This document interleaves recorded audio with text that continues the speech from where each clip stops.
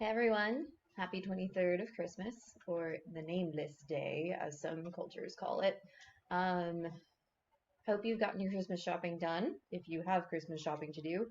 If you haven't, good luck getting that done tomorrow, because you will need it. Today we're reading A Christmas Carol by Charles Dickens. I'm sure you've heard of him if you've seen or read Oliver Twist or Tale of Two Cities. He has a lot of writings. He's known as kind of the contemporary British author. If you took a lit class in high school, you read something from him. Um, and chances are you've probably seen one of the Christmas Carol movies, which they're all quite good. I do love watching them. But there's nothing like actually reading the story, which is what we'll be getting to today. So, just a little bit about it. Dickens actually wrote it because he felt that Christmas cheer wasn't really what he wanted it to be back in the Victorian era. He's actually considered the father of the modern day family Christmas, if that makes any sense. He's the one who instilled that like generosity and good cheer and really made it something special about giving and family and being thankful for what you have and that kind of thing. And before A Christmas Carol was written, that really wasn't a big thing. Like it was part of it, but people didn't take it to the standard that it is now. Um, so A Christmas Carol was published in 1843, and it is actually considered one of the first Christmas books to ever be written. So it's a really nice little thing to go and read if you haven't done it, but we're about to read it now. So I do hope you enjoy it. Feel free to comment, subscribe, like, follow, whatever you'd like to do. If you have any questions, feel free to post in the comments. My moderator will let me know if you have something to say. And without further ado, here we go. A Christmas Carol. Stave 1. Marley's Ghost. Marley was dead, to begin with. There is no doubt whatever about that. The register of his burial was signed by the clergyman, the clerk, the undertaker, and the chief mourner. Scrooge signed it, and Scrooge's name was good upon 'Change for anything he chose to put his hand to. Old Marley was as dead as a doornail. Mind, I don't mean to say that I know of my own knowledge what there is particularly dead about a doornail. I might have been inclined myself to regard a coffin nail as the deadest piece of ironmongery in the trade.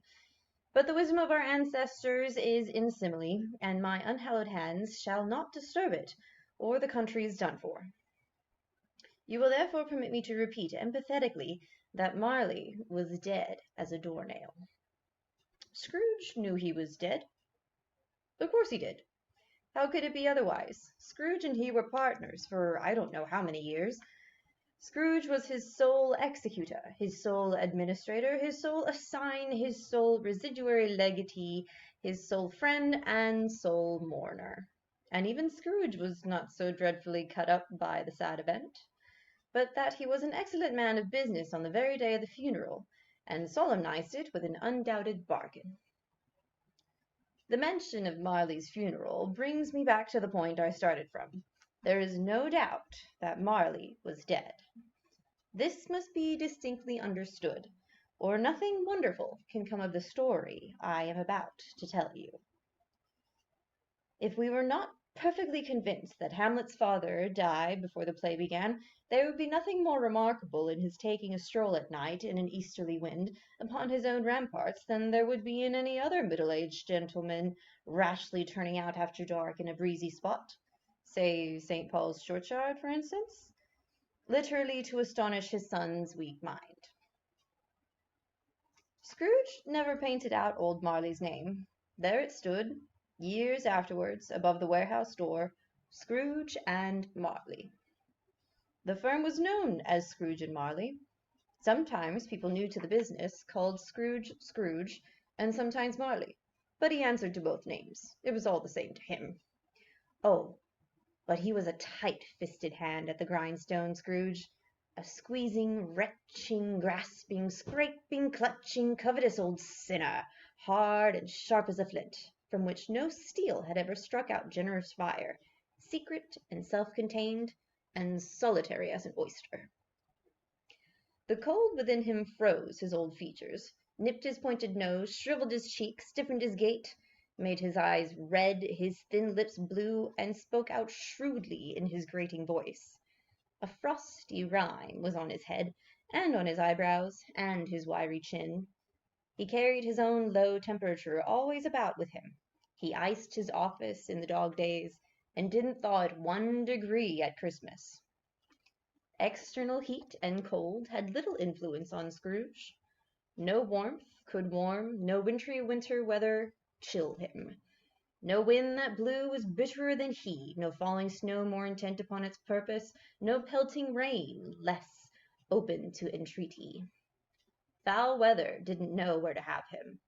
The heaviest rain and snow and hail and sleet could boast of the advantage over him in only one respect. They often came down handsomely, and Scrooge never did. Nobody ever stopped him in the street to say, with gladsome looks, "My dear Scrooge, how are you? When will you come to see me?" No beggars implored him to bestow a trifle. No children asked him what it was o'clock. No man or woman once, ever, in all his life, inquired the way to such and such a place of Scrooge. Even the blind man's dogs appeared to know him, and when they saw him coming, would tug their owners into the doorways and up courts, and they would wag their tails as though they said, "No eye at all is better than an evil eye, dark master." But what did Scrooge care? It was the very thing he liked. To edge his way along the crowded paths of life, warning all human sympathy to keep its distance, was what the knowing ones call nuts to Scrooge. Once upon a time, of all the good days in the year, on Christmas Eve, old Scrooge sat busy in his counting-house. It was a cold, bleak, biting weather, foggy withal, and he could hear the people in the court outside go wheezing up and down, beating their hands upon their breasts and stamping their feet on the pavement stones to warm them. The city clocks had only just gone 3, but it was quite dark already. It had not been light all day, and the candles were flaring in the windows of the neighboring offices, like ruddy smears upon the palpable brown air. The fog came pouring in at every chink and keyhole, and was so dense without, that although the court was of the narrowest, the houses opposite were mere phantoms. To see the dingy cloud come drooping down, obscuring everything, one might have thought that nature lived hard by, and was brewing on a large scale. The door of Scrooge's counting-house was open, that he might keep his eye upon his clerk, who, in a dismal little cell beyond, a sort of tank, was copying letters. Scrooge had a very small fire, but the clerk's fire was even smaller, that it looked like only one coal. But he couldn't replenish it, for Scrooge kept the coal-box in his own rooms, and so surely as the clerk came in with the shovel, the master predicted that it would be necessary for them to part. Wherefore the clerk put on his white comforter and tried to warm himself at the candle, in which effort, not being a man of strong imagination, he failed. "A Merry Christmas, Uncle, God save you!" cried a cheerful voice. It was the voice of Scrooge's nephew, who came upon him so quickly that this was the first intimation he had of his approach. "Bah!" said Scrooge. "Humbug!" He had so heated himself with rapid walking in the fog and frost, this nephew of Scrooge's, that he was all in a glow. His face was ruddy and handsome, his eyes sparkled, and his breath smoked again. "Christmas a humbug, uncle," said Scrooge's nephew. "You don't mean that, I am sure." "I do," said Scrooge. "Merry Christmas! What right have you to be merry? What reason have you to be merry? You're poor enough."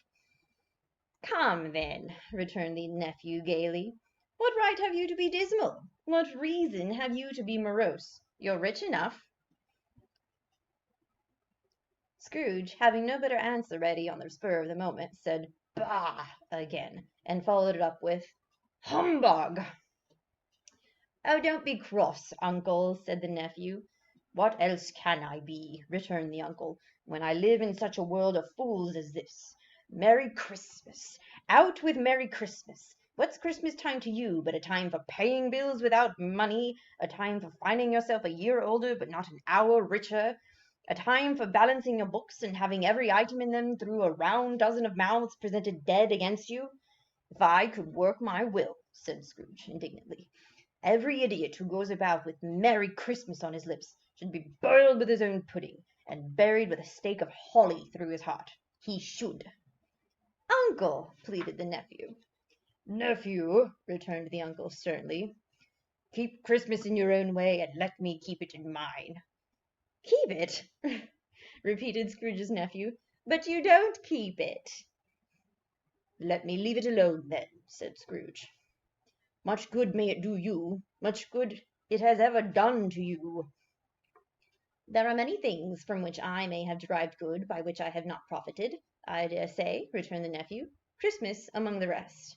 But I am sure I have always thought of Christmas time, when it has come round, apart from the veneration due to its sacred name and origin, of anything belonging to it can be apart from that, as a good time, a kind, forgiving, charitable, pleasant time, the only time I know of in the long calendar of the year when men and women seem by one consent to open their shut-up hearts freely, and to think of people below them as if they really were fellow passengers to the grave, and not another race of creatures bound on their journey. And therefore, uncle, though it has never put a scrap of gold or silver in my pocket, I believe that it has done me good, and will do me good, and I say God bless it." The clerk in the tank involuntarily applauded. Becoming immediately sensible to the impropriety, he poked the fire, and extinguished the last frail spark for ever. "Let me hear another sound from you," said Scrooge, "and you'll keep your Christmas by losing your situation. You're quite a powerful speaker, sir," he added, turning to his nephew. "I wonder you don't go into Parliament." "Oh, don't be angry, uncle. Come, dine with us tomorrow." Scrooge said that he would see him. Yes, indeed he would. He went the whole length of the expression, and said that he would see him in that extremity first. "But why?" cried Scrooge's nephew. "Why?" "Why did you get married?" said Scrooge. "Because I fell in love." "Because you fell in love!" growled Scrooge, as if it were the only one thing in the world more ridiculous than a Merry Christmas. "Good afternoon." "Nay, uncle, but you never came to see me before that happened. Why give it as a reason for not coming now?" "Good afternoon," said Scrooge. "I want nothing from you. I ask nothing of you. Why cannot we be friends?" "Good afternoon," said Scrooge. "I am sorry, with all my heart, to find you so resolute. We have never had any quarrel, to which I have been a party, but I have made it the trial in homage to Christmas, and I'll keep my Christmas humour to the last. So, a Merry Christmas, uncle." "Good afternoon," said Scrooge. "And a Happy New Year." "Good afternoon," said Scrooge. His nephew left the room without an angry word, notwithstanding. He stopped at the outer door to bestow the greetings of the season on the clerk, who, cold as he was warmer than Scrooge, for he returned them cordially. "There's another fellow," muttered Scrooge, who overheard him. "My clerk, with 15 shillings a week, and a wife and family, talking about a Merry Christmas. I'll retire to Bedlam." This lunatic, in letting Scrooge's nephew out, had let 2 other people in. They were portly gentlemen, pleasant to behold, and now stood with their hats off in Scrooge's office. They had books and papers in their hands, and bowed to him. "Scrooge and Marley's, I believe," said one of the gentlemen, referring to his list. "Have I the pleasure of addressing Mr. Scrooge or Mr. Marley?" "Mr. Marley has been dead these 7 years," Scrooge replied. "He died 7 years ago this very night." "We have no doubt his liberality is well represented by his surviving partner," said the gentleman, presenting his credentials. It certainly was, for they had been 2 kindred spirits. At the ominous word liberality, Scrooge frowned, and shook his head, and handed the credentials back. "At this festive season of the year, Mr. Scrooge," said the gentleman, taking up a pen, "it is more than usually desirable that we should make some slight provisions for the poor and destitute, who suffer greatly at the present time. Many thousands are in want of common necessaries. Hundreds of thousands are in want of common comforts, sir." "Are there no prisons?" asked Scrooge. "Plenty of prisons," said the gentleman, laying down the pen again. "And the Union workhouses?" demanded Scrooge. "Are they still in operation?" "They are still," returned the gentleman. I wish I could say they were not." "The treadmill and the poor law are in full vigour, then?" said Scrooge. "Both very busy, sir." "Oh, good. I was afraid from what you said at first that something had occurred to stop them in their useful course," said Scrooge. "I am very glad to hear it." "Under the impression that they scarcely furnish Christian cheer of mind or body to the multitude," returned the gentleman, "a few of us are endeavouring to raise a fund to buy the poor some meat and drink and means of warmth. We choose this time because it is a time of all others when want is keenly felt and abundance rejoices. What shall I put you down for?" "Nothing," Scrooge replied. "You wish to be anonymous?" "I wish to be left alone," said Scrooge. "Since you ask me what I wish, gentlemen, that is my answer. I don't make myself merry at Christmas, and I can't afford to make idle people merry. I help to support the establishments I have mentioned. They cost enough, and those who are badly off enough must go there." "Many can't go there, and many would rather die." "If they would rather die," said Scrooge, "they had better do it, and decrease the surplus population. Besides, excuse me, I don't know that." "But you must know it," observed the gentleman. "It's not my business," Scrooge returned. "It's enough for a man to understand his own business and not to interfere with other people's. Mine occupies me constantly. Good afternoon, gentlemen." Seeing clearly that it would be useless to pursue their point, the gentlemen withdrew. Scrooge resumed his labours with an improved opinion of himself, and in a more facetious temper than was usual with him. Meanwhile, the fog and the darkness thickened so, that people ran about with flaring links, proffering their services to go before horses and carriages, and conduct themselves on their way. The ancient tower of a church, whose gruff old bell was always peeping slyly down at Scrooge out of the Gothic window in the wall, became invisible, and struck the hours and quarters in the clouds with tremendous vibrations afterwards, as if its teeth were chattering in its frozen head up there. The cold became intense. In the main street, at the corner of the court, some labourers were repairing the gas pipes, and had lighted a great fire in a brazier, round which a party of ragged men and boys were gathered, warming their hands and winking their eyes before the blaze in rapture. The water-plug being left in solitude, its overflowing sullenly congealed, and turned to misanthropic ice. The brightness of the shops, where holly sprigs and berries crackled in the lamp heat of the windows, made pale faces ruddy as they passed. Poulterers and grocers' trades became a splendid joke, a glorious pageant, with which it was next to impossible to believe that such dull principles as bargain and sale had anything to do. The Lord Mayor, in his stronghold of the mighty Mansion House, gave orders to his 50 cooks and butlers to keep Christmas at the Lord Mayor's household should, and even the little tailor, whom he had fined 5 shillings on the previous Monday for being drunk and bloodthirsty in the streets, stirred up tomorrow's pudding in his garret, while his lean wife and the baby sallied out to buy the beef. Foggier yet, and colder, piercing, searching, biting cold. If the good St. Dunstan had been nipped the evil spirit's nose with a touch of such weather at that, instead of using his familiar weapons, then indeed he would have roared to lusty purpose. The owner of one scant young nose gnawed and mumbled as by the hungry cold as bones are gnawed by dogs, stooped down at Scrooge's keyhole to regale him with a Christmas carol, but at the first sound of it, "God bless ye, merry gentlemen, may nothing you dismay," Scrooge seized the ruler with such an energy of action that the singer fled in terror, leaving the keyhole to the fog and even more congenial frost.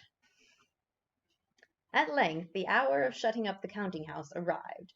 With an ill will, Scrooge dismounted from his stool, and tacitly admitted the fact to the expectant clerk in the tank, who instantly snuffed out his candle, and put on his hat. "You want all day tomorrow, I suppose?" "If quite convenient, sir."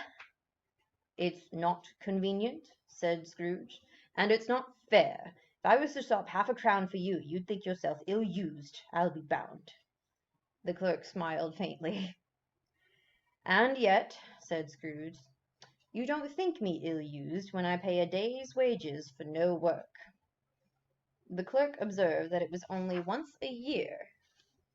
"Poor excuse for picking a man's pocket every 25th of December," said Scrooge, buttoning a great coat to the chin. "But I suppose you must have the whole day. Be here all the earlier next morning." The clerk promised that he would, and Scrooge walked out with a growl. The office was closed in a twinkling, and the clerk, with his long ends of his white comforter dangling below his waist, for he boasted no great coat, went down a slide on Cornhill at the end of a lane of boys 20 times in honor of it being Christmas Eve, and then ran home to Camden Town as hard as he could pelt to play at Blind Man's Bluff. Scrooge took his melancholy dinner in his usual melancholy tavern, and having read all the newspapers and beguiled the rest of the evening with his banker's book, went home to bed. He lived in chambers which had once belonged to his deceased partner. They were a gloomy suit of rooms in the lowering pile of a building up a yard, where it had so little business to be that one could scarcely help fancying it must have run there when it was a young house, playing at hide-and-seek with other houses, and forgotten the way out again. It was old enough now, and dreary enough, for nobody lived in it but Scrooge, the other rooms being all let out as offices. The yard was so dark that even Scrooge, who knew its every stone, was fain to grope with his hands. The fog and frost so hung about the black old gateway of the house that it seemed as if the genius of the weather sat in mournful meditation on the threshold. Now, it is a fact that there was nothing at all particular about the knocker on the door, except that it was very large.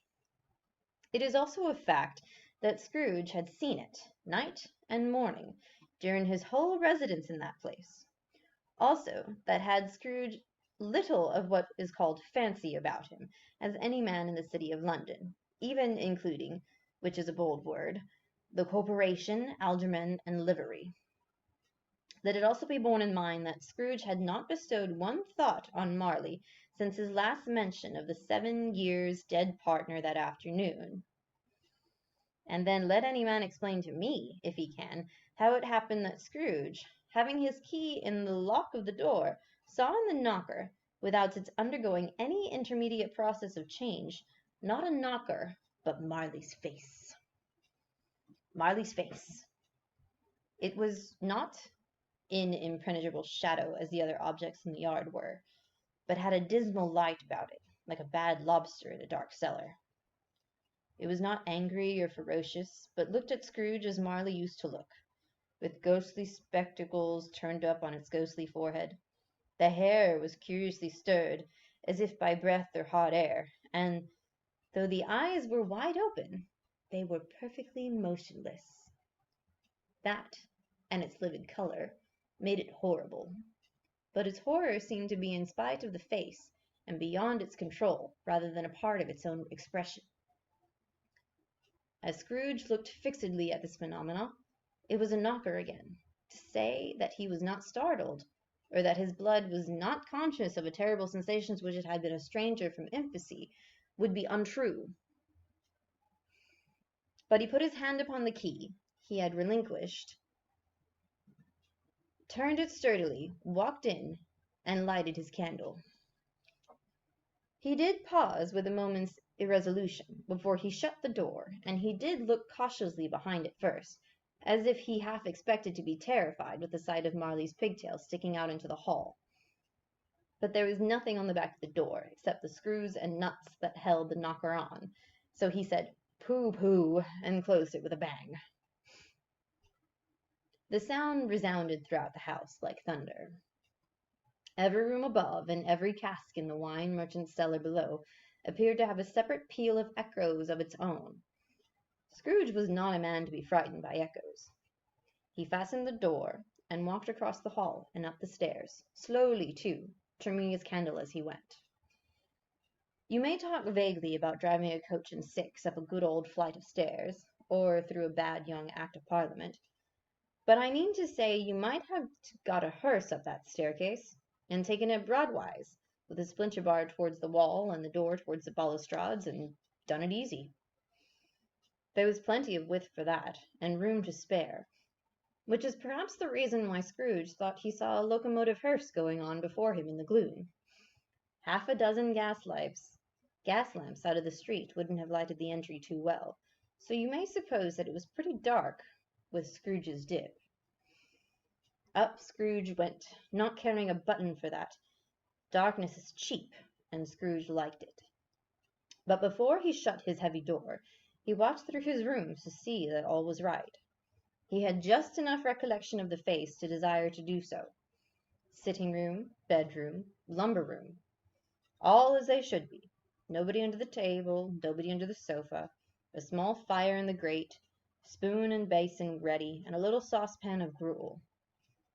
Scrooge had a cold in his head. Upon the hob.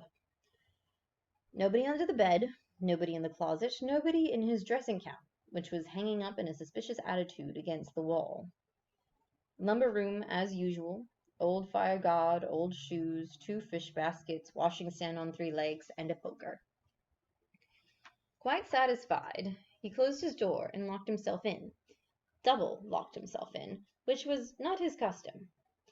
Thus secured against surprise, he took off his cravat, put on his dressing gown and slippers, and his nightcap, and sat down before the fire to take his gruel.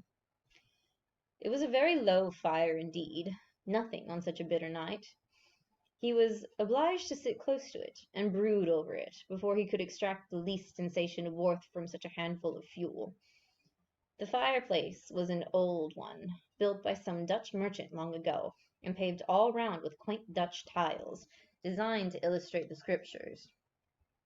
There were Cains and Abels, Pharaoh's daughters, queens of Sheba, angelic messengers descending through the air on clouds like feather-beds, Abrahams, Belshazzars, apostles pulling off to sea in butter-boats, hundreds of figures to attract his thoughts.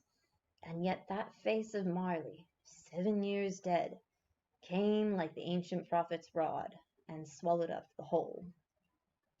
If each smooth tile had been a blank at first, with power to shape some picture on its surface from the disjointed fragments of his thoughts, there would have been a copy of old Marley's head on every one. "Humbug," said Scrooge, and walked across the room. After several turns he sat down again.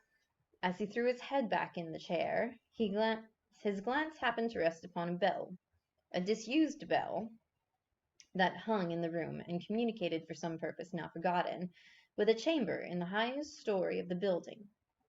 It was with great astonishment, and with a strange inexplicable dread, that as he looked, he saw the bell begin to swing.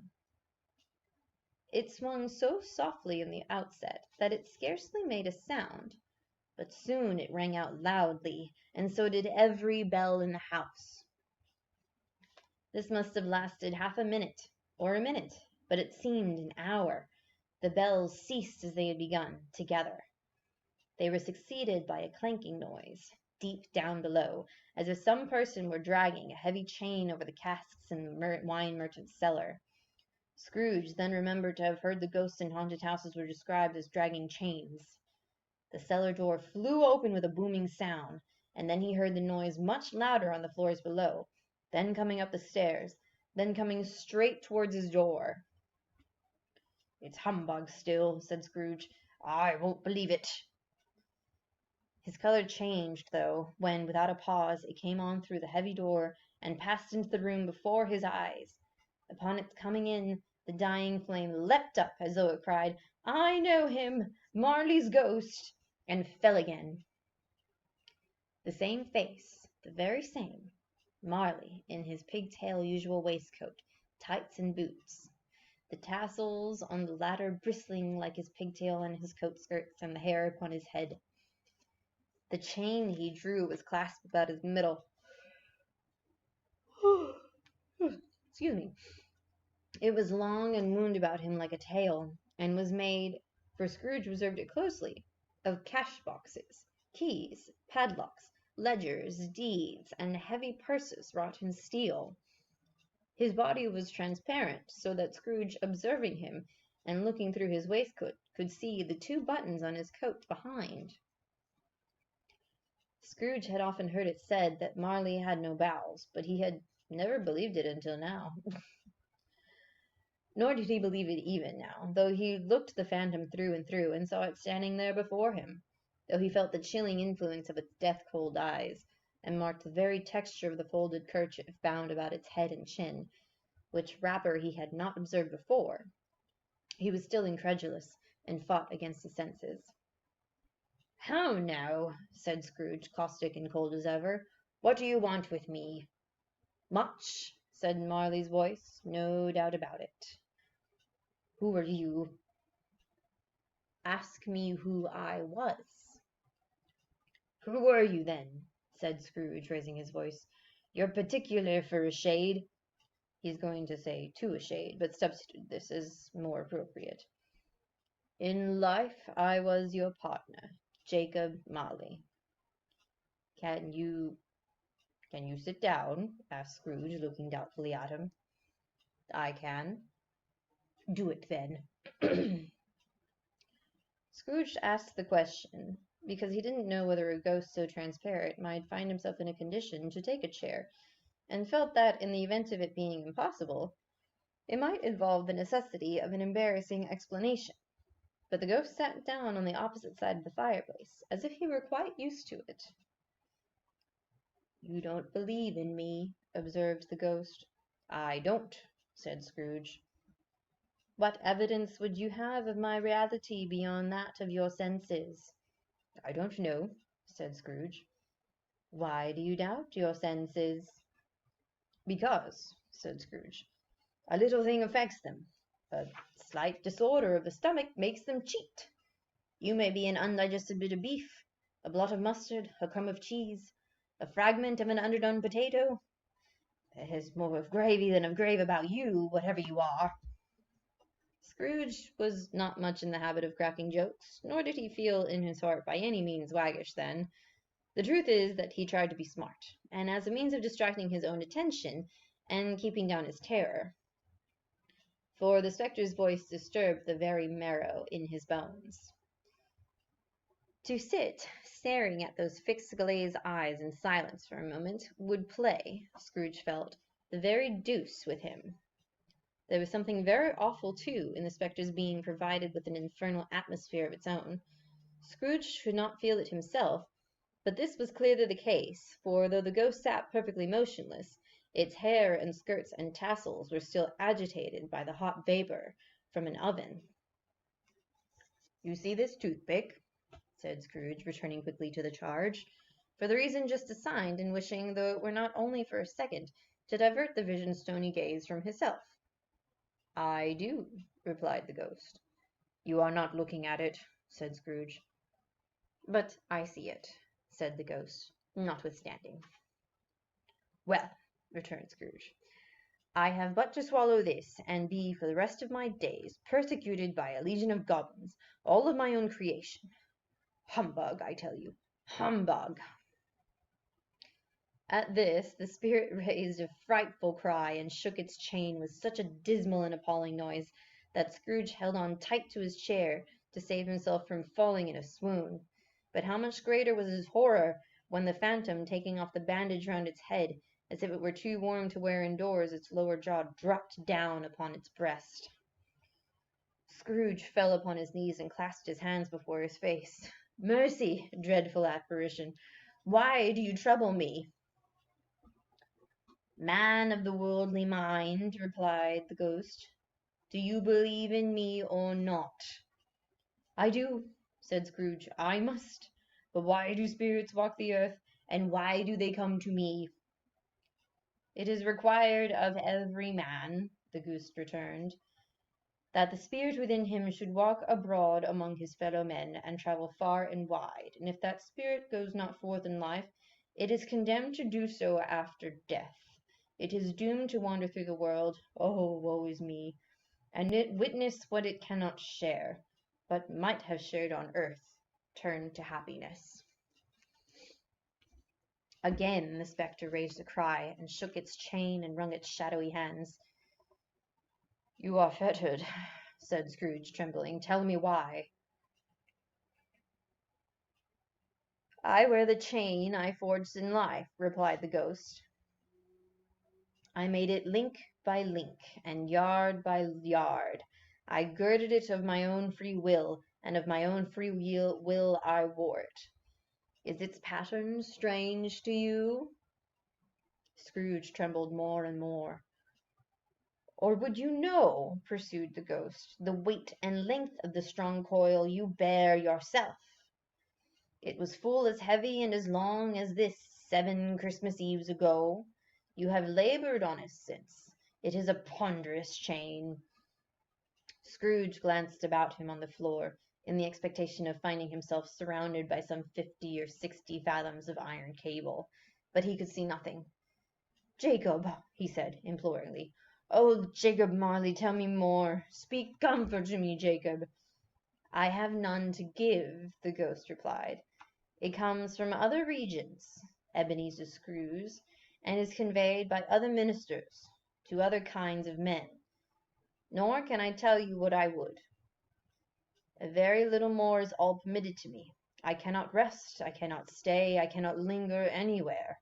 My spirit never walked beyond our counting-house. Mark me, my life, in life, my spirit never roved beyond the narrow limits of our money-changing hole, and weary journeys lie before me." It was a habit with Scrooge, whenever he became thoughtful, to put his hands in his breeches pocket. Pondering on what the ghost had said, he did so now, but not without lifting up his eyes and getting off his knees.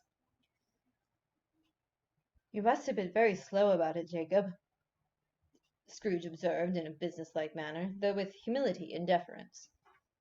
"Slow?" the ghost repeated. "7 years dead," mused Scrooge, "and travelling all the time?" "The whole time," said the ghost. "No rest, no peace, incessant torture of remorse." "You travel fast?" said Scrooge. "On the wings of the wind," replied the ghost. "You might have got over a great quantity of ground in 7 years," said Scrooge. The ghost, on hearing this, set up another cry, and clanked its chain so hideously in the dead silence of the night, that the ward would have been justified in indicting it for a nuisance. "Oh, captive, bound, and double-ironed," cried the phantom, "not to know that ages of incessant labour by immortal creatures for this earth must pass into eternity before the good of which it is susceptible of all development. Not to know that any Christian spirit working kindly in its little sphere, whatever it may be, will find its mortal life too short for its vast means of usefulness. Not to know that no space of regret can make amends for one's life opportunity misused. Yet such was I. Oh, such was I." "But you were always a good man of business, Jacob," faltered Scrooge, who now began to apply this to himself. "Business!" cried the ghost, wringing its hands again. "Mankind was my business. The common welfare was my business. Charity, mercy, forbearance, and benevolence were all my business. The dealings of my trade were but a drop of water in the comprehensive ocean of my business." It held up its chain at arm's length, as if that were the cause of all its unavailing grief, and flung it heavily upon the ground again. "At this time of the rolling year," the spectre said, "I suffer most. Why did I walk through crowds of fellow beings with my eyes turned down, and never raise them to that blessed star which led the wise men to a poor abode? Were there no poor homes to which its light would have conducted me?" Scrooge was very much dismayed to hear the spectre going on at this rate, and began to quake exceedingly. "Hear me!" cried the ghost. "My time is nearly gone." "I will," said Scrooge. "But don't be hard upon me. Don't be flowery, Jacob. Pray." "How is it that I appear before you in a shape that you can see? I may not tell. I have sat invisible beside you many and many a day." It was not an agreeable idea. Scrooge shivered and wiped the perspiration from his brow. That is no light part of my penance, pursued the ghost. I am here tonight to warn you that you have yet a chance and hope of escaping my fate. A chance and hope of my procuring Ebenezer. You were always a good friend to me, said Scrooge. Thank ye.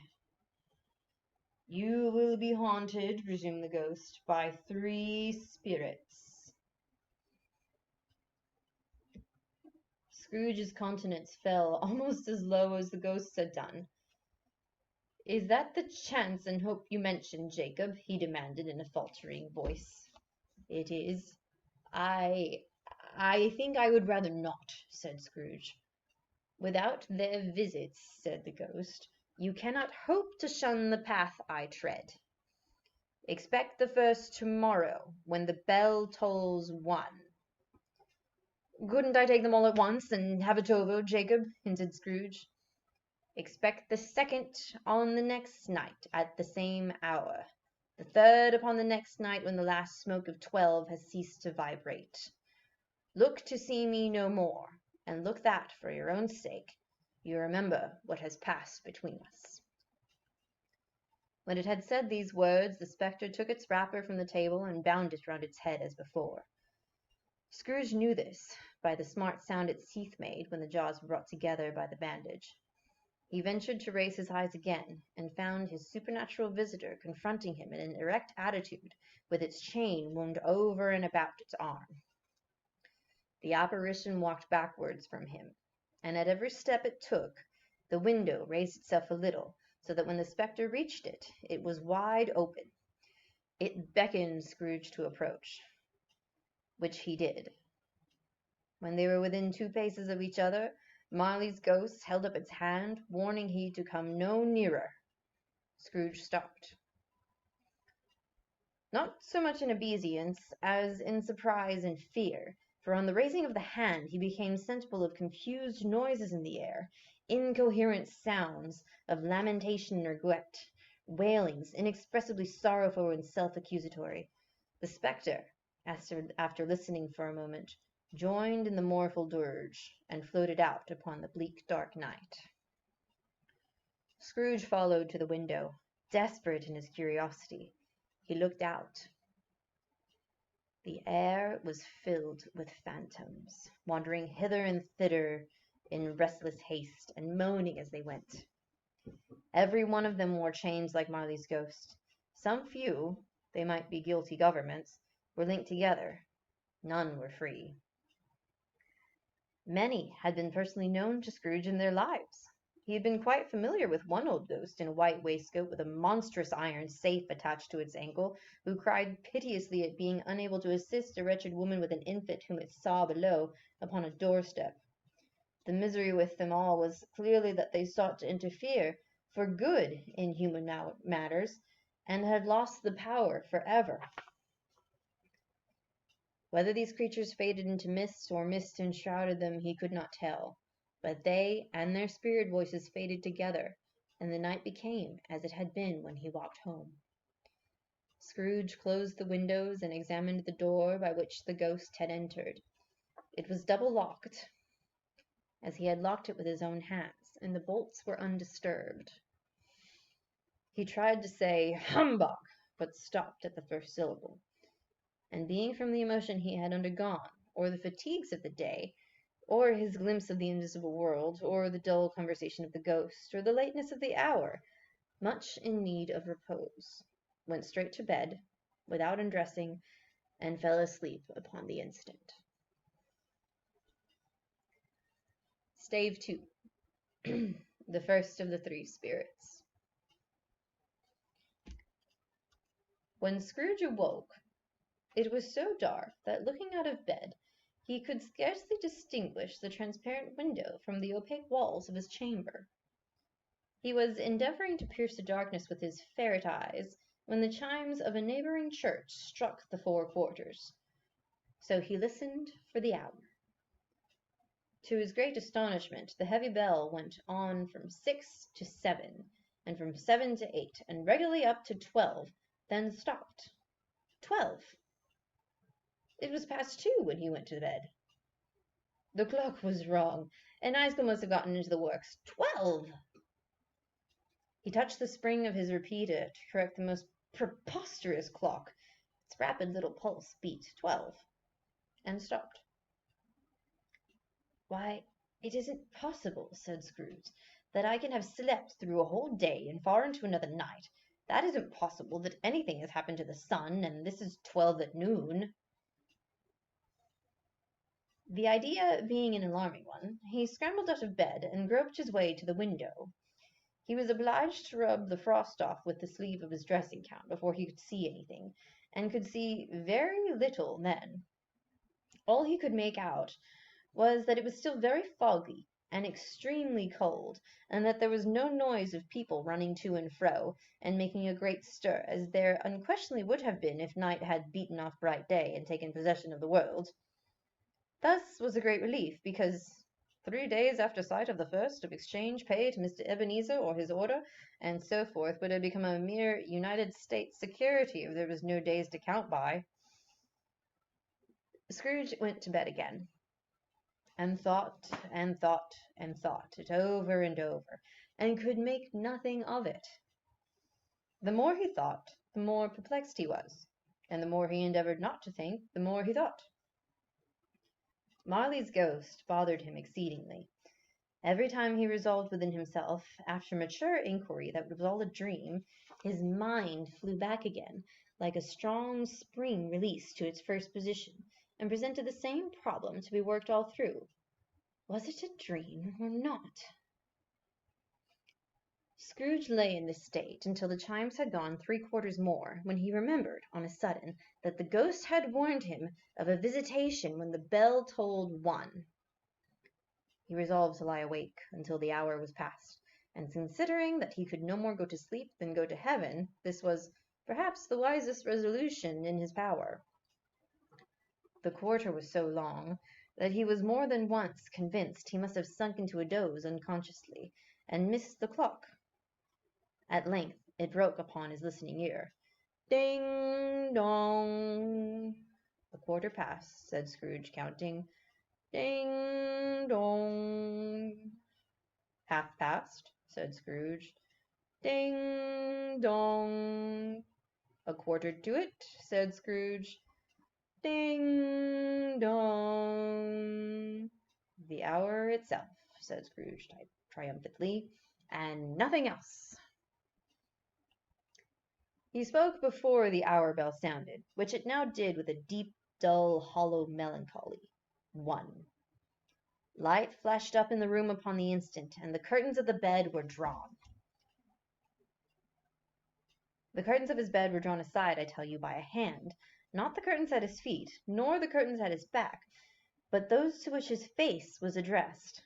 The curtains of his bed were drawn aside, and Scrooge, starting up into a half-recumbent attitude, found himself face to face with the unearthly visitor who drew them, as close to it as I am now to you, and I am standing in the spirit at your elbow. It was a strange figure, like a child, yet not so like a child, as like an old man, viewed through some supernatural medium, which gave him the appearance of having receded from the view, and being diminished to a child's proportions. Its hair, which hung around its neck and down its back, was white as if with age, and yet the face had not a wrinkle on it, and the tenderest bloom was on its skin. The arms were very long and muscular, the hands the same, as if its hold were of uncommon strength. Its legs and feet, most delicately formed, were like those upper members, bare. It wore a tunic of the purest white, and round its waist a bound lustrous belt, and the sheen of which was beautiful. It held a branch of fresh green holly in its hand, and in singular contradiction of the wintry emblem, had its dress trimmed with summer flowers. But the strangest thing about it was that from the crown of its head there sprung a bright clear jet of light, by which all of this was visible, and which was doubtless the occasion of its using, in its stellar moments, a great extinguisher for a cap, which it now held under its arm. Even this, though, when Scrooge looked at it with increasing steadiness, was not its strangest quality.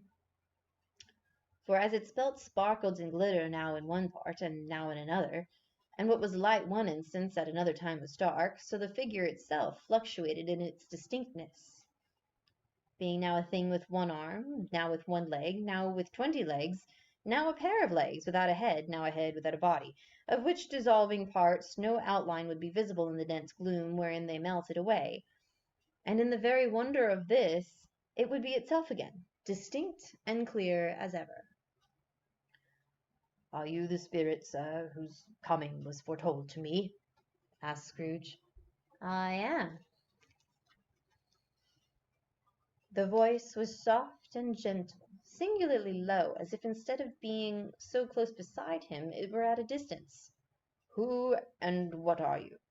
Scrooge demanded. "I am the ghost of Christmas past." "Long past?" inquired Scrooge, observant of its dwarfish stature. "No, your past." Perhaps Scrooge could not have told anybody why, if anybody could have asked him, but he had a special desire to see the spirit in his cap, and begged him to be covered. "What!" exclaimed the ghost. "Would you so soon put out with worldly hands the light I give? It is not enough that you are one of those whose passions made this cap, and forced me through whole trains of years to wear it low upon my brow." Scrooge reverently disclaimed all intention to offend, or any knowledge of having wilfully bonneted the spirit of any period of his life. He then made bold to inquire what business brought him here. "Your welfare," said the ghost. Scrooge expressed himself much obliged, but could not help thinking that a night of unbroken rest would not have been more conducive to that end. The spirit must have heard him thinking, for it said immediately, "Your reclamation, then. Take heed." It put out its strong hand as it spoke, and clasped him gently by the arm. "Rise, and walk with me."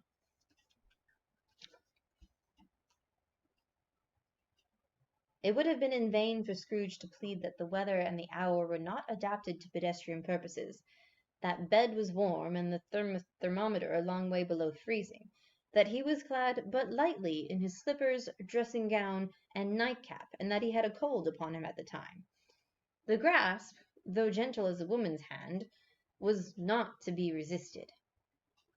He rose, but finding that the spirit made towards the window, clasped his robe in supplication. "I am mortal," Scrooge remonstrated, "and liable to fall." "Bear but a touch of my hand there," said the spirit, laying it upon his heart, "and you shall be upheld in more than this." As the words were spoken, they passed through the wall, and stood upon an open country road, with fields on either hand. The city had entirely vanished. Not a vestige of it was to be seen. The darkness and the mist had vanished with it, for it was a clear, cold winter day, with snow upon the ground. "Good heaven!" said Scrooge, clasping his hands together as he looked about him.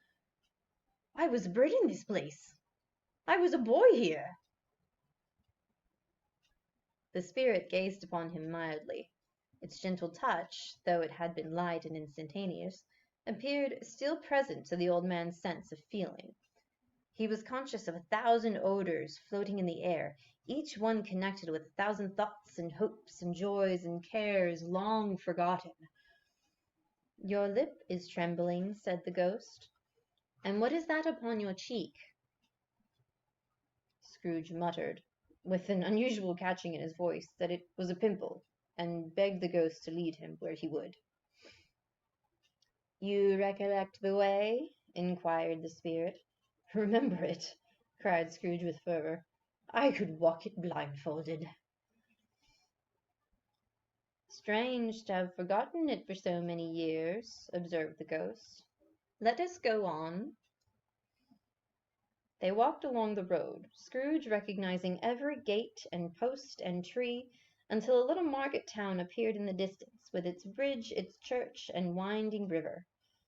Some shaggy ponies now were seen trotting towards them with boys upon their backs, who called to other boys in the country gigs and carts driven by farmers.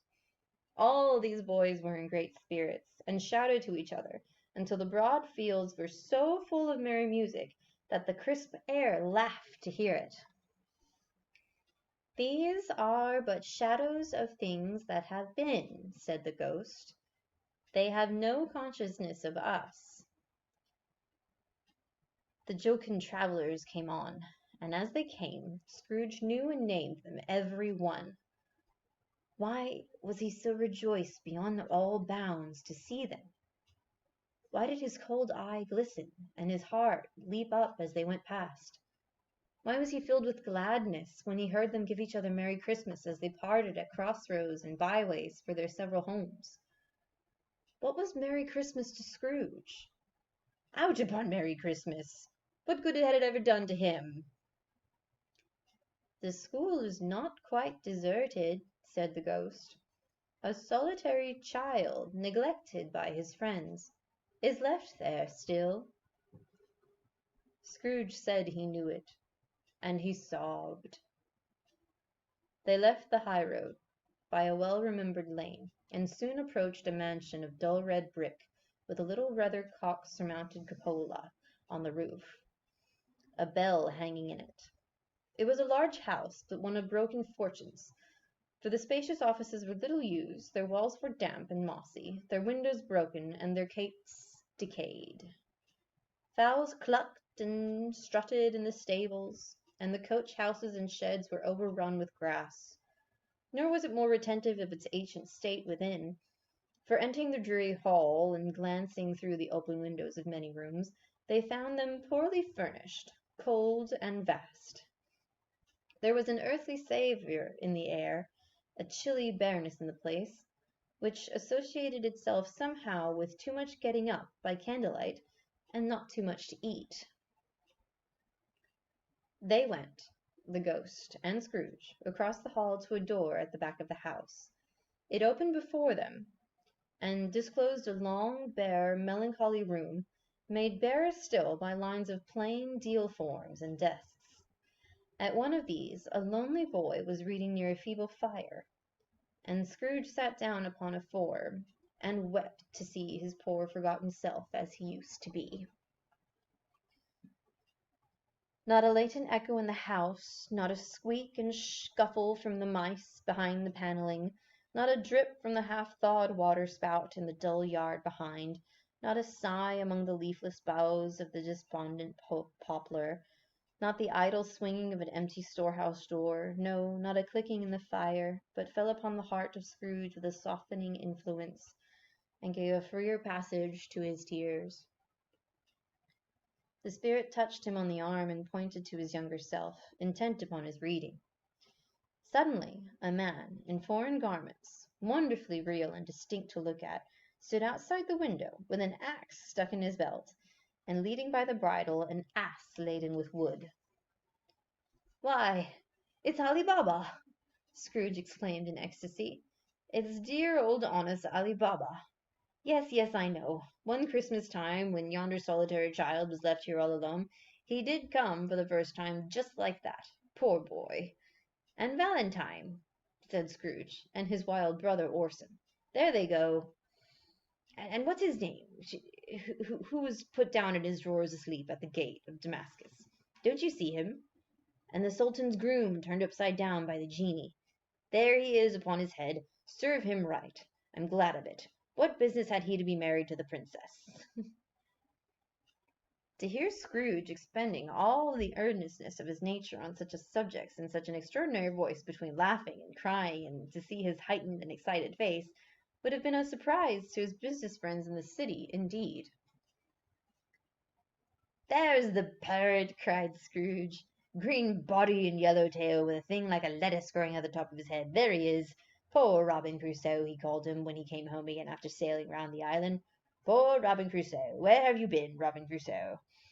The man thought he was dreaming, but he wasn't. "It was the parrot, you know. There goes Friday, running for his life to the little creek. Halloa, whoop, hallo. Then, with a rapidity of transition very foreign to his usual character, he said, in a pity for his former self, "Poor boy," and cried again. "I wish," Scrooge muttered, putting his hand in his pocket and looking about him after drying his eyes with his cuff. "But it's too late now." "What is the matter?" asked the spirit. "Nothing," said Scrooge. "Nothing. There was a boy singing a Christmas carol at my door last night. I should have liked to given him something. That's all."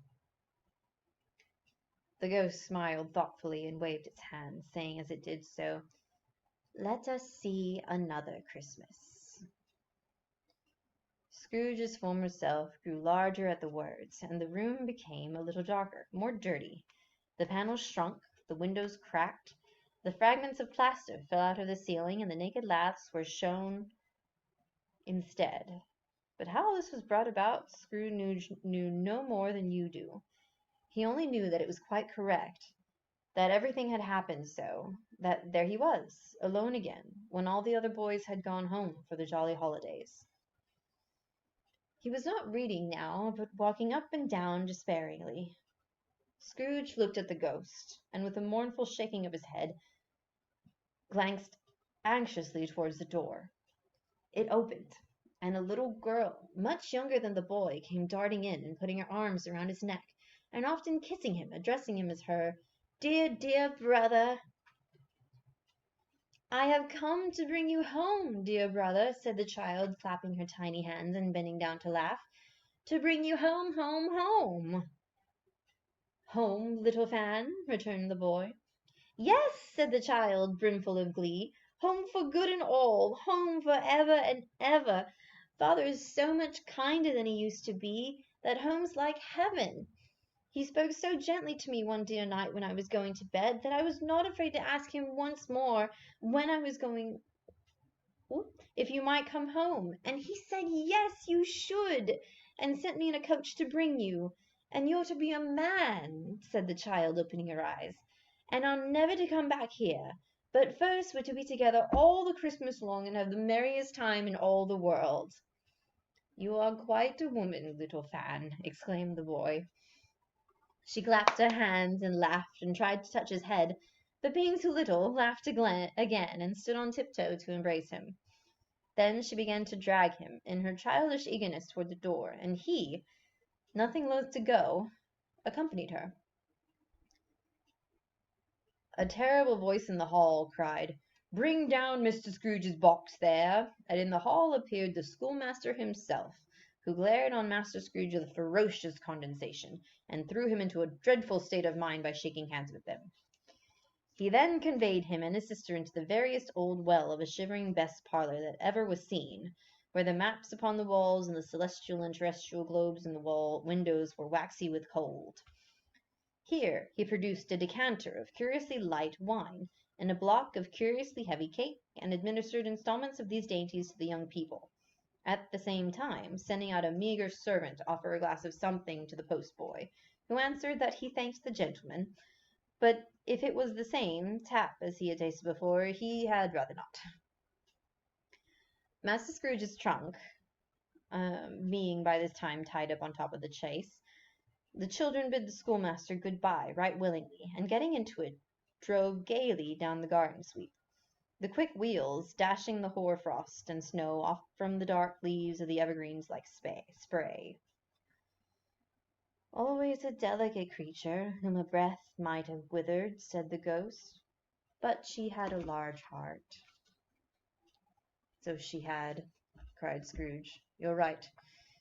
I will not gainsay it, spirit. God forbid."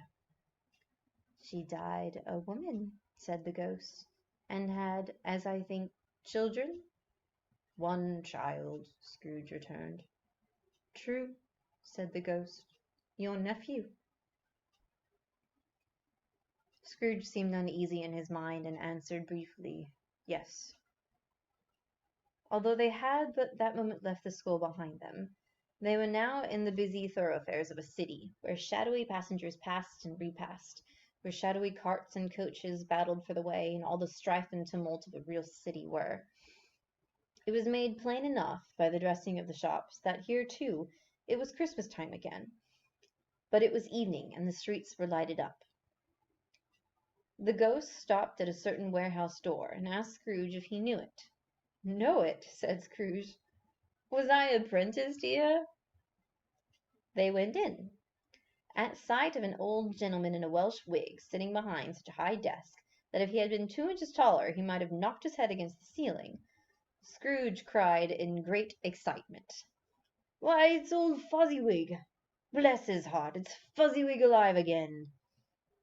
Old Fuzziwig laid down his pen and looked at the clock which pointed to the hour of 7. He rubbed his hands, adjusted his capacious waistcoat, laughed all over himself from his shoes to his organ of benevolence, and called out in a comfortable, oily, rich, fat, jovial voice, "Yo-ho there, Ebenezer! Dick!" Scrooge's former self, now grown a young man, came briskly in, accompanied by his fellow prentice. "Dick Wilkins, to be sure," said Scrooge to the ghost. "Bless me, yes, there he is. He was very much attached to me, was Dick. Poor Dick. Dear, dear." "Yoo-hoo, my boys," said Fezziwig. "No more work to-night. Christmas Eve, Dick. Christmas, Ebenezer. Let's have the shutters up," cried Fezziwig with a sharp clap of his hands, "before a man can say Jack Robinson." You wouldn't believe how those two fellows went at it. They charged into the street with the shutters, 1, 2, 3, had them up in their places, 4, 5, 6, barred them and pinned them, 7, 8, 9, and came back before you could have got to 12, panting like a racehorse. "Hilly-ho!" cried Fezziwig, skipping down from the high desk with wonderful agility. "Clear away, my lads, and let's have lots of room here. Hilly-ho, Dick! Cheer up, Ebenezer!" Clear away! There was nothing they wouldn't have cleared away, or couldn't have cleared away with old Fezziwig looking on. It was done in a minute. Every movable was packed off, as if it were dismissed from public life for evermore. The floor was swept and watered, and the lamps were trimmed. Fuel was heaped upon the fire, and the warehouse was snug and warm and dry and bright, a ballroom, as you would so desire to see upon a winter's night. In came a fiddler with a music book, and went up to the lofty desk and made an orchestra of it, and tuned like 50 stomach-aches. In came Mrs. Fezziwig, with one vast substantial smile. In came the 3 Miss Fezziwigs, beaming and lovable. In came the 6 young followers, whose hearts they broke. In came all the young men and women employed in the business. In came the housemaid with her cousin, the baker. In came the cook with her brother's particular friend, the milkman. In came the boy from over the way, who was suspected of not having board enough from his master, trying to hide himself behind the girl from the next door, but one who was proved to have had her ears pulled by the mistress. In they all came, one after another, some shyly, some boldly, some gracefully, some awkwardly, some pushing, some pulling. In they all came, anyhow and everyhow.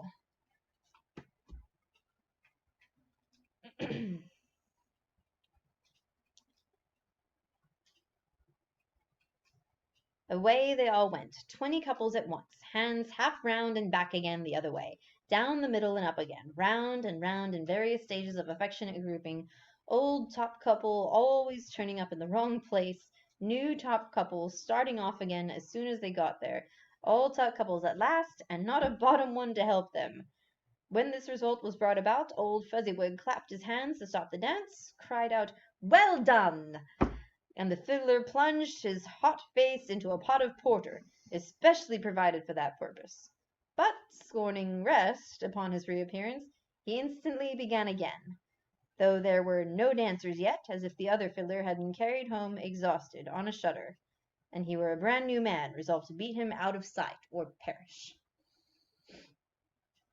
There were more dances, there were more forfeits, and more dances, and there was cake. And there was negus, and there was a great piece of cold roast, and there was a great piece of cold boiled, and there were mince pies and plenty of beer. But the great effect of the evening came after the roast and boiled, with the fiddler, an artful dog, mind, the sort of man who knew his business better than you or I could have told it to him, struck up Sir Roger de Coverley. Then old Fezziwig stood out to dance with Mrs. Fezziwig. Top couple, too, with a good stiff piece of work cut out for them, 3 or 4 or 20 pair of partners, people who were not to be trifled with, people who would dance and had no notion of walking. But if they had been twice as many, 4 times, old Fezziwig would have been no match for them, and so would Mrs. Fezziwig. As to her, she was worthy to be his partner in every sense of the term. If that's not high praise, tell me higher, and I'll use it.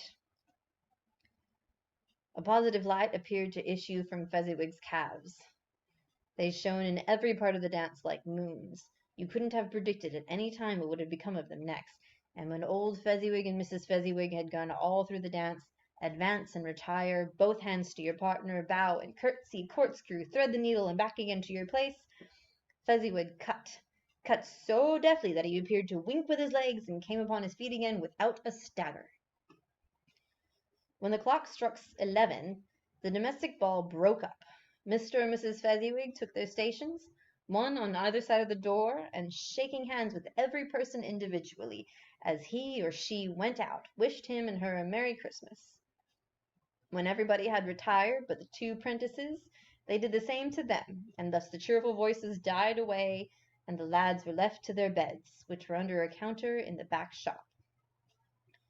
During the whole of this time, Scrooge had acted like a man out of his wits. His heart and soul were in the scene, and with his former self. He corroborated everything, remembered everything, enjoyed everything, and underwent the strangest agitation. It was not until now, when the bright faces of his former self and Dick were turned from them, that he remembered the ghost, and became conscious that it was looking full upon him, while the light on its head burnt very clear. "A small matter," said the ghost, "to make these silly folks so full of gratitude." "Small?" echoed Scrooge. The spirit signed to him to listen to the 2 prentices, who were pouring out their hearts in praise of Fezziwig, and when he had done so, said, "Why, it is not. He has spent but a few pounds of your mortal money, 3 or 4 perhaps. Is that so much he deserves this praise?" "It isn't that," said Scrooge, heated by the remark, and speaking unconsciously like his former, not his latter self. "It isn't that, spirit. He has the power to render us happy or unhappy, to make our service light or burdensome, a pleasure or a toll. Say that his power lies in words and looks, in things so slight and insignificant that it is impossible to add and count them up. What then? The happiness he gives is quite as great as if it cost a fortune." He felt the spirit's glance and stopped.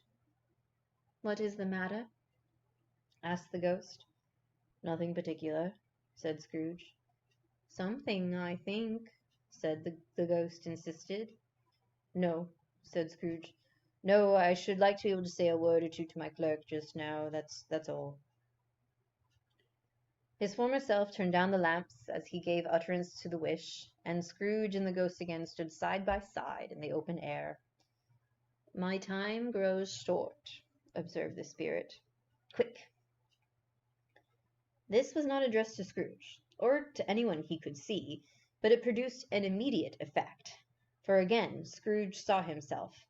He was older now, a man in the prime of life. His face had not the harsh and rigid lines of later years, but it had begun to wear the signs of care and avarice.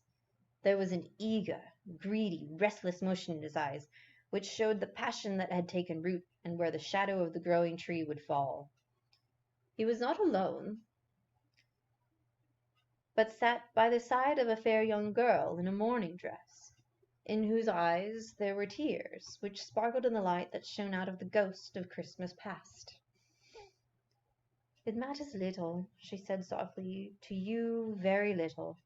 Another idol has displaced me, and if it can cheer and comfort you in time to come, as I would have tried to do, I have no just cause to grieve." "What idol has displaced you?" he rejoined. "A golden one." "This is the even-handed dealing of the world," he said. "There is nothing on which it is so hard as poverty, and there is nothing it professes to condemn with such severity as the pursuit of wealth." You fear the world too much, she answered gently. All your other hopes have merged into the hope of being beyond the chance of its sordid reproach. I have seen your nobler aspirations fall off one by one until the master passion, gain, engrosses you, have I not? What then? He retorted. Even if I have grown so much wiser, what then? I am not changed towards you? She shook her head. Am I? Our contract is an old one. It was made when we were both poor and content to be so, until, in good season, we could improve our worldly fortune by our patient industry. You are changed. When it was made, you were another man. I was a boy, he said impatiently. Your own feeling tells you that you are not what you are, she returned. I am. That which promises happiness when we were one in heart is fraught with misery now that we are two. How often and how keenly I have thought of this, I will not say. It is enough that I have thought of it and can release you. Have I ever sought release? In words, no, never. In what then? In a changed nature, in an altered spirit, in another atmosphere of life, another hope as it is great end, in everything that made my love of any worth and value in your sight. If this had never been between us, said the girl, looking mildly, but with steadiness upon him, tell me, would you seek me out and try to win me now? Ah, no. He seemed to yield to the justice of this supposition in spite of himself. But he said with a struggle, You think not. I would gladly think otherwise if I could, she answered. Heaven knows. When I have learned a truth like this, I know how strong and irresistible it must be. But if you were free today, tomorrow, yesterday, can even I believe that you were to choose a dowerless girl, you who in your very confidence with her weigh everything by gain, or choosing her, if for a moment you were false enough to your own guiding principle to do so, do I not know that your repentance and regret would surely follow? I do, and I release you, with a full heart for the love of him you once were. He was about to speak, but with her head turned from him, she resumed, You may, the memory of what is past half makes me hope you will have pain in this. A very, very brief time, and you'll dismiss the recollection of it, gladly, as an unprofitable dream from which it happened well that you awoke. May you be happy in the life that you've chosen. She left him, and they parted. Spirit, said Scrooge, show me no more. Conduct me home. Why do you delight to torture me? One shadow more, exclaimed the ghost. No more, cried Scrooge. No more. I don't wish to see it. Show me no more. But the relentless ghost pinioned him in both hands, and forced him to observe what happened next. They were in another scene and place, a room not very large or handsome, but full of comfort.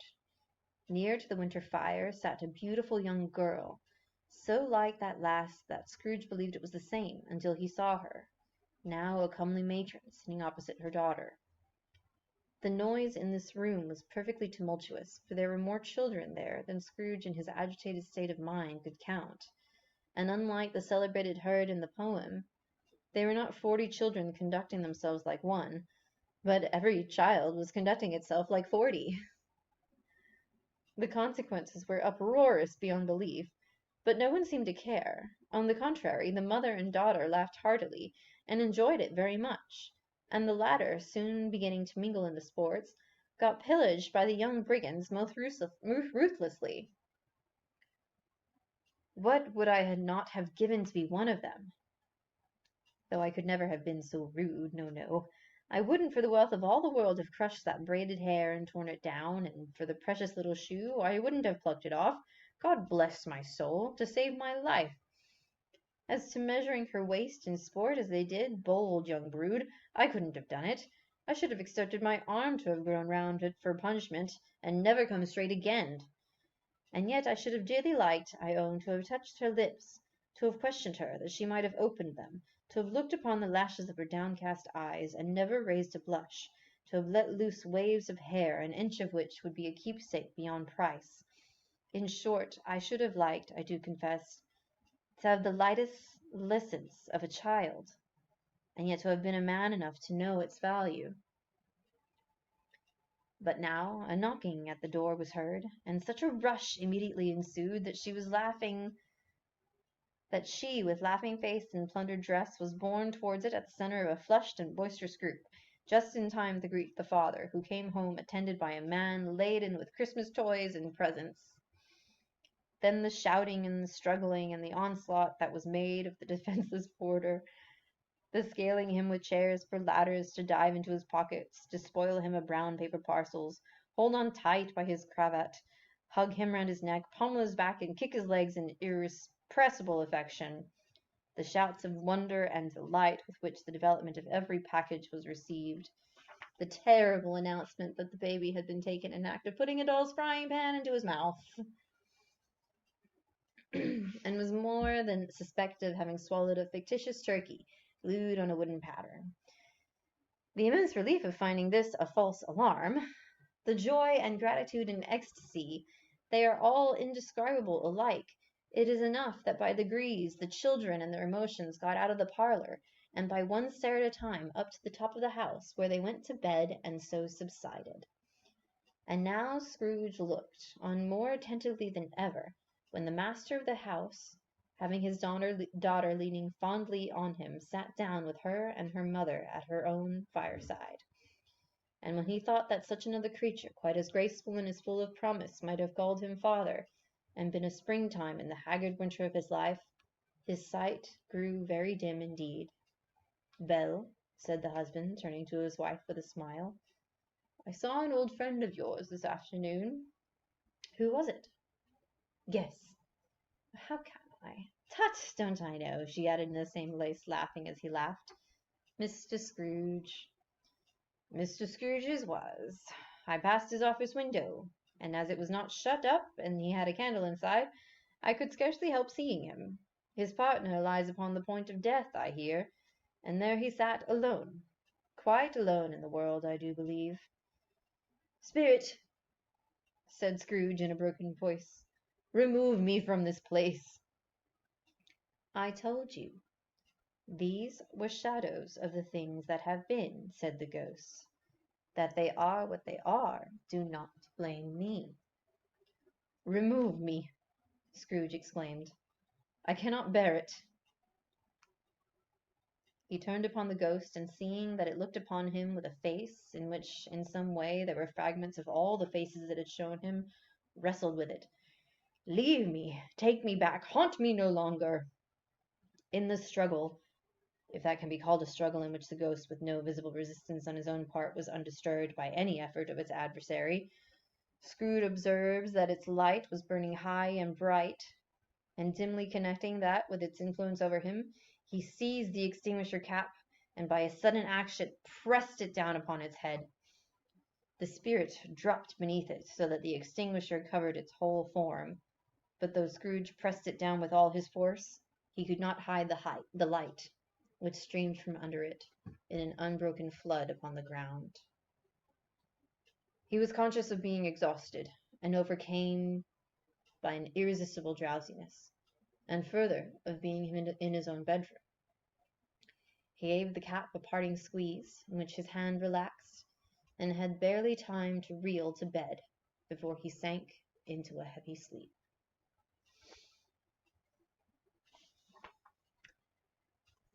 And that's where we are going to pause for the evening. If you're interested in seeing the rest or listening to the rest of the story, we'll be picking it up tomorrow at the same time, same place. So feel free to join in. Thank you to those of you who went into the chat. What is Christmas Dick? I don't even know what that is. Okay, there's a cat with sunglasses on there. Anyway, good night, everyone. I hope you enjoyed the reading. This will probably be posted on YouTube come tomorrow, so if you want to look through an edited version that doesn't have me languishing and yawning all over the place, feel free to go on there. In the meantime, we'll catch you later.